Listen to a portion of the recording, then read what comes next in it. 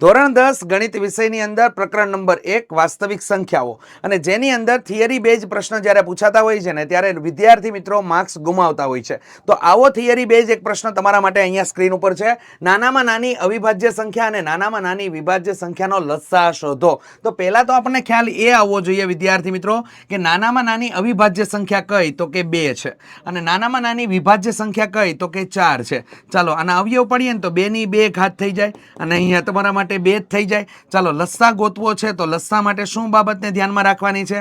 આપેલી સંખ્યાના અવિભાજ્ય જે અવયવોમાં જે સામાન્ય હોય તો તેમાં સૌથી મોટી ઘાતવાળા પદોનો ગુણાકાર એટલે 2 ની 2 ઘાત। તો અહીંયા કેટલા થઈ જાય તો કે 4 થઈ જાય। તો હવે વિદ્યાર્થી મિત્રો આવો નાવો પ્રશ્ન ઘેરથી આપણે કરી નાખવાનો છે તૈયાર અને એની અંદર તમારે લોકોએ ગુસ્સા કમેન્ટની અંદર જણાવવાનો છે વિદ્યાર્થી મિત્રો।